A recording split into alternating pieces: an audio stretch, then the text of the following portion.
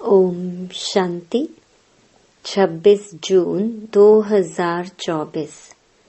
बाबा के महावाक्य।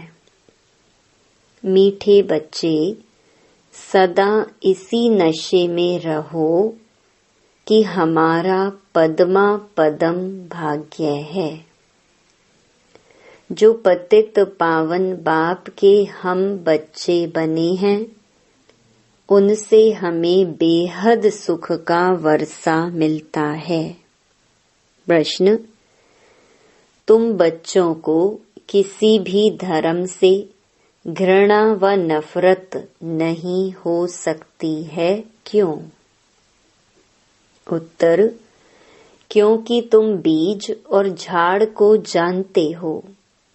तुम्हें पता है यह मनुष्य सृष्टि रूपी बेहद का झाड़ है। इसमें हर एक का अपना अपना पार्ट है। नाटक में कभी भी एक्टर्स एक दूसरे से घृणा नहीं करेंगे। तुम जानते हो, हमने इस नाटक में हीरो हीरोइन का पार्ट बजाया।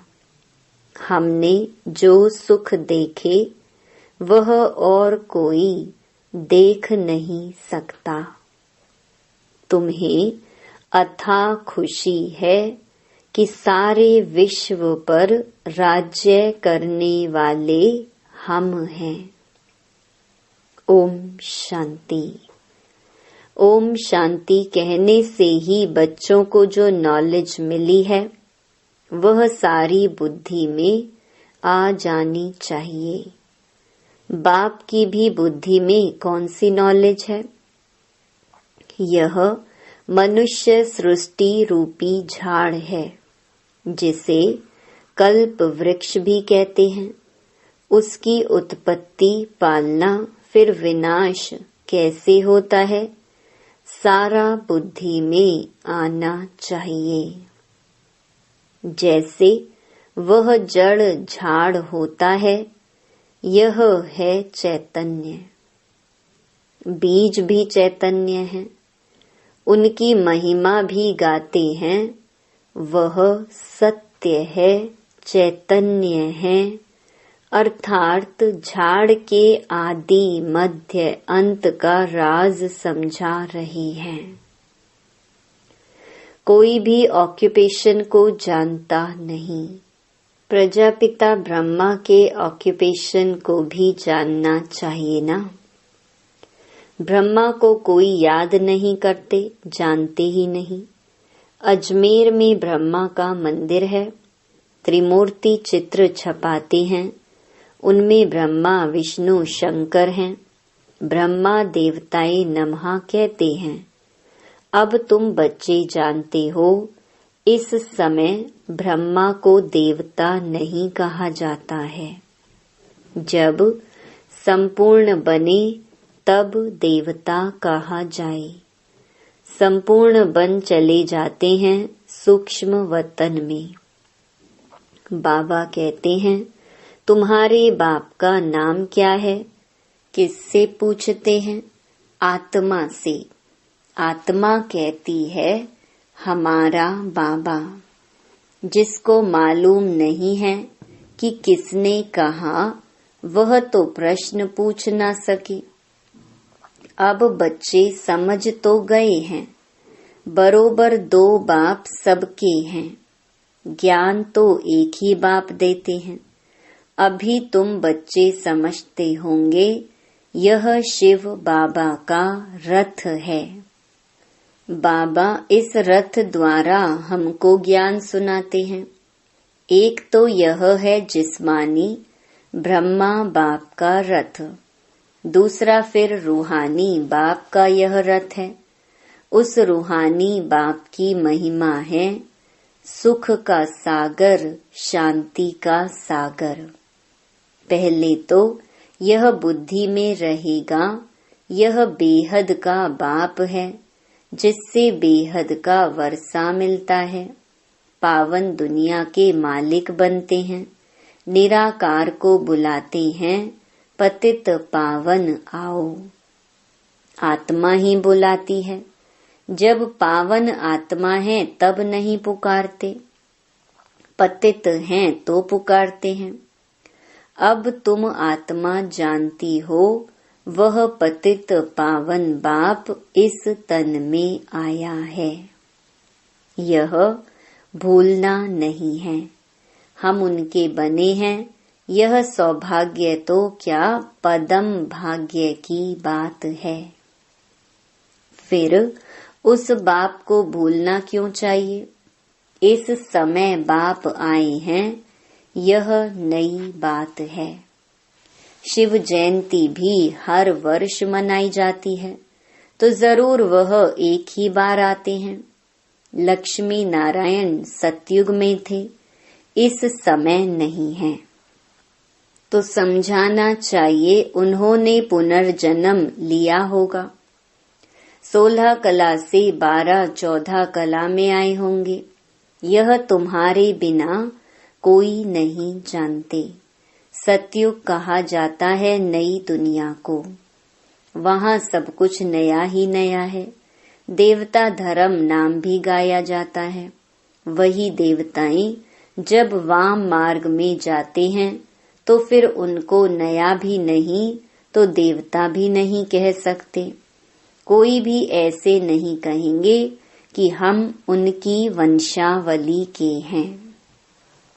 अगर अपने को उस वंशावली के समझते तो फिर उन्हों की महिमा अपनी निंदा क्यों करते। महिमा जब करते हैं तो जरूर उन्हों को पवित्र, अपने को अपवित्र पतित समझते हैं। पावन से पतित बनते हैं, पुनर्जन्म लेते हैं। पहले पहले जो पावन थे वही फिर पतित बने हैं। तुम जानते हो पावन से अब पतित बने हैं।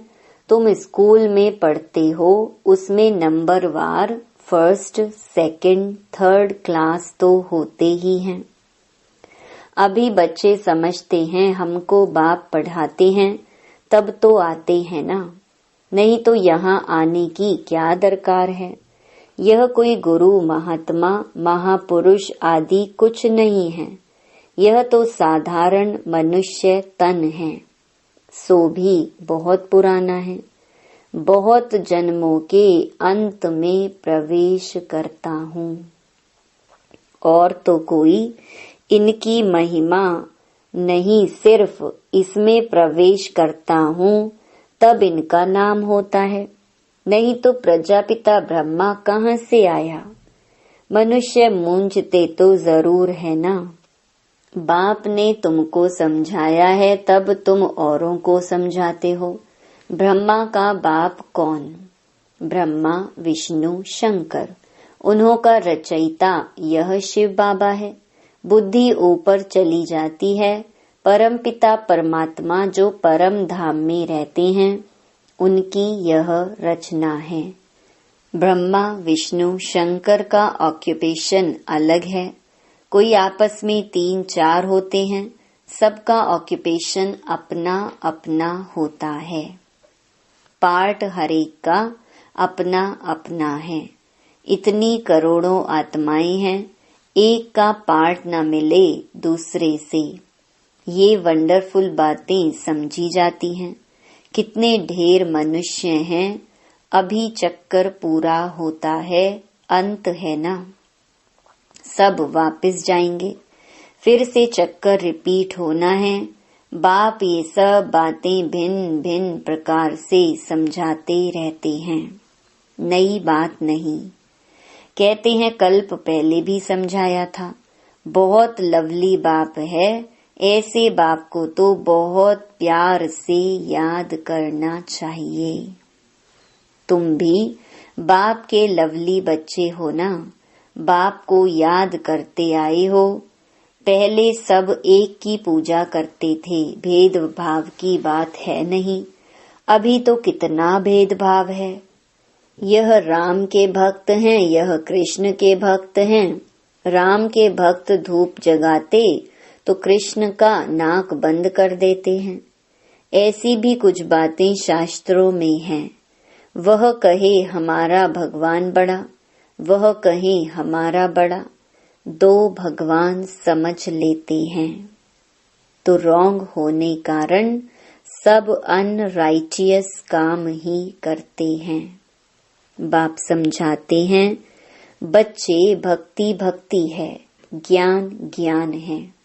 ज्ञान का सागर एक ही बाप है, बाकी सब वह हैं भक्ति के सागर। ज्ञान से सद्गति होती है। अभी तुम बच्चे ज्ञानवान बने हो, बाप ने तुम्हें अपना और सारे चक्कर का भी परिचय दिया है, जो और कोई दे ना सके।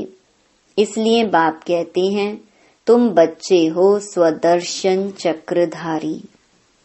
परम पिता परमात्मा तो एक ही है, बाकी सब बच्चे ही बच्चे हैं। परम पिता अपने को कोई कह न सके। जो अच्छे समझदार मनुष्य हैं, समझते हैं यह कितना बड़ा ड्रामा है। उनमें सब एक्टर्स अविनाशी पार्ट बजाते हैं। वह छोटे नाटक तो विनाशी होते हैं। यह है अनादि अविनाशी, कभी बंद होने वाला नहीं है। इतनी छोटी आत्मा, इतना बड़ा पार्ट मिला हुआ है, शरीर लेने और छोड़ने का और पार्ट बजाने का। यह बातें कोई शास्त्रों में नहीं है। अगर इसको किसी गुरु ने सुनाया होता तो उनके और भी फॉलोअर्स होते ना। सिर्फ एक फॉलोअर क्या काम का? फॉलोअर तो वह जो पूरा फॉलो करे। इनकी ड्रेस आदि तो वह है नहीं। कौन कहेंगे शिष्य है? यह तो बाप बैठ पढ़ाते हैं। बाप को ही फॉलो करना है। जैसे बारात होती है ना, शिव की भी बारात कहते हैं। बाबा कहते हैं यह हमारी बारात है। तुम सब भक्तियां हो, मैं हूँ भगवान। तुम सब सजनियां हो, बाबा आया है तुमको श्रृंगार कर ले जाने। कितनी खुशी होनी चाहिए। अब तुम सृष्टि के आदि मध्य अंत को जानते हो। तुम बाप को याद करते करते पवित्र बन जाते हो, तो पवित्र राजाई मिलती है। बाप समझाते हैं मैं आता ही हूँ अंत में। मुझे बुलाते ही हैं पावन दुनिया की स्थापना और पतित दुनिया का विनाश कराने आओ। इसलिए महाकाल भी कहते हैं। महाकाल का भी मंदिर होता है। काल के मंदिर तो देखते हैं ना। शिव को काल कहेंगे ना। बुलाते हैं कि आकर पावन बनाओ। आत्माओं को ले जाते हैं। बेहद का बाप कितनी ढेर आत्माओं को लेने लिए आई हैं। काल काल महाकाल सब आत्माओं को पवित्र गुलगुल बनाकर ले जाते हैं। गुलगुल बन जाएं तो फिर बाप भी ले चलेंगे गोद में। अगर पवित्र नहीं बनेंगे तो सजाएं खानी पड़ेंगी। फर्क तो रहता है ना। पाप रह जाते हैं तो फिर सजा खानी पड़े, पद भी ऐसा मिलता है। इसलिए बाप समझाते हैं मीठे बच्चों, बहुत बहुत मीठा बनो। श्री कृष्ण सबको मीठा लगता है ना। कितना प्रेम से श्री कृष्ण को झुलाते हैं। ध्यान में श्री कृष्ण को छोटा देख झट गोद में उठाकर प्यार करते हैं। वैकुंठ में चले जाते हैं। वहां श्री कृष्ण को चैतन्य रूप में देखते हैं। अभी तुम बच्चे जानते हो सचमुच वैकुंठ आ रहा है। हम भविष्य में यह बनेंगे। श्री कृष्ण पर कलंक लगाते हैं, वह सब रॉन्ग है। तुम बच्चों को पहले नशा चढ़ना चाहिए। शुरू में बहुत साक्षात्कार हुए थे, फिर पिछाड़ी में बहुत होंगे। ज्ञान कितना रमणीक है, कितनी खुशी रहती है। भक्ति में तो कुछ भी खुशी नहीं रहती। भक्ति वालों को यह थोड़े ही मालूम रहता है कि ज्ञान में कितना सुख है, भेंट कर ना सके। तुम बच्चों को पहले यह नशा चढ़ना चाहिए। यह ज्ञान सिवाय बाप के कोई भी ऋषि मुनि आदि दे नहीं सकते। लौकिक गुरु तो किसको भी मुक्ति, जीवन मुक्ति का रास्ता बता नहीं सकते। तुम समझते हो कोई भी मनुष्य गुरु हो नहीं सकता। जो कहे, हे आत्माओं, बच्चों, मैं तुमको समझाता हूँ। बाप को तो बच्चे बच्चे कहने की प्रैक्टिस है। जानते हैं यह हमारी रचना है। यह बाप भी कहते हैं, मैं सबका रचयिता हूँ, तुम सब भाई भाई हो। उनको पार्ट मिला है, कैसे मिला है वह बैठ समझाते हैं। आत्मा में ही सारा पार्ट भरा हुआ है। जो भी मनुष्य आते हैं 84 जन्मों में कभी एक जैसे फीचर्स मिल ना सके। थोड़ी थोड़ी चेंज होती जरूर है। तत्व भी सतो रजो तमो होते जाते हैं। हर जन्म के फीचर्स एक न मिले दूसरे से, यह भी समझने की बातें हैं।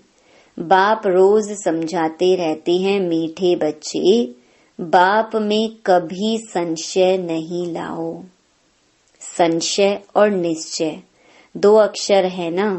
बाप माना बाप, इसमें संशय तो हो न सके। बच्चा कह न सके कि मैं बाप को याद कर नहीं सकता हूँ। तुम घड़ी घड़ी कहते हो योग नहीं लगता। योग अक्षर ठीक नहीं है। तुम तो राज ऋषि हो। ऋषि अक्षर पवित्रता का है। तुम राज ऋषि हो तो जरूर पवित्र होंगे। थोड़ी बात में फेल होने से फिर राजाई मिल ना सके, प्रजा में चले जाते हैं, कितना घाटा पड़ जाता है। नंबरवार पद होते हैं ना, एक का पद ना मिले दूसरे से। यह बेहद का बना बनाया ड्रामा है। सिवाय बाप के कोई समझा ना सके तो तुम बच्चों को कितनी खुशी होती है। जैसे बाप की बुद्धि में सारा ज्ञान है, वैसे तुम्हारी बुद्धि में भी है। बीज और झाड़ को समझना है। मनुष्य सृष्टि का झाड़ है। इनके साथ बेनियन ट्री का मिसाल बिल्कुल एक्यूरेट है। बुद्धि भी कहती है, हमारा आदि सनातन देवी देवता धर्म का जो थुर था वह प्रायलोप हो गया है। बाकी सब धर्मों की टाल टालियां आदि खड़ी हैं। ड्रामानुसार ये सब होना ही है। इसमें घृणा नहीं आती। नाटक में एक्टर्स को कभी घृणा आएगी क्या? बाप कहते हैं, तुम पतित बन गए हो, फिर पावन बनना है। तुम जितना सुख देखते हो उतना और कोई नहीं देखते। तुम हीरो हीरोइन हो, विश्व पर राज्य पाने वाले हो, तो अथाह खुशी होनी चाहिए ना। भगवान पढ़ाते हैं, कितना रेगुलर पढ़ना चाहिए, इतनी खुशी होनी चाहिए। बेहद का बाप हमें पढ़ाते हैं। राजयोग भी बाप ही सिखलाते हैं। कोई शरीरधारी तो सिखला न सके। बाप ने आत्माओं को सिखलाया है। आत्मा ही धारण करती है। बाप एक बार ही आते हैं पार्ट बजाने। आत्मा ही पार्ट बजाकर एक शरीर छोड़ दूसरा लेती है। आत्माओं को बाप पढ़ाते हैं, देवताओं को नहीं पढ़ाएंगे। वहां तो देवताएं ही पढ़ाएंगे। संगम युग पर बाप ही पढ़ाते हैं पुरुषोत्तम बनाने के लिए। यह संगम युग एक ही है जब तुम पुरुषोत्तम बनते हो। सत्य बनाने वाला, सतयुग की स्थापना करने वाला एक ही सच्चा बाबा है। अच्छा, मीठे मीठे सिकिलधे बच्चों प्रति मात पिता बाप दादा का याद प्यार और गुड मॉर्निंग। रूहानी बाप की रूहानी बच्चों को नमस्ते। धारणा के लिए मुख्य सार। पहला, संगम युग पर डायरेक्ट भगवान से पढ़ाई पढ़कर ज्ञानवान आस्तिक बनना और बनाना है। कभी भी बाप व पढ़ाई में संशय नहीं लाना है। दूसरा, बाप समान लवली बनना है। भगवान हमारा श्रृंगार कर रहे हैं, इस खुशी में रहना है। किसी भी एक्टर से घृणा व नफरत नहीं करनी है। हर एक का इस ड्रामा में एक्यूरेट पार्ट है। वरदान, सेवाओं की प्रवृत्ति में रहते बीच बीच में एकांतवासी बनने वाले अंतर्मुखी भव। साइलेंस की शक्ति का प्रयोग करने के लिए अंतर्मुखी और एकांतवासी बनने की आवश्यकता है। कई बच्चे कहते हैं अंतर्मुखी स्थिति का अनुभव करने व एकांतवासी बनने के लिए समय ही नहीं मिलता, क्योंकि सेवा की प्रवृत्ति, वाणी के शक्ति की प्रवृत्ति बहुत बढ़ गई है। लेकिन इसके लिए इकट्ठा आधा घंटा व 1 घंटा निकालने के बजाय बीच बीच में थोड़ा समय भी निकालो तो शक्तिशाली स्थिति बन जाएगी। स्लोगन, ब्राह्मण जीवन में युद्ध करने के बजाय मौज मनाओ तो मुश्किल भी सहज हो जाएगा। ओम शांति।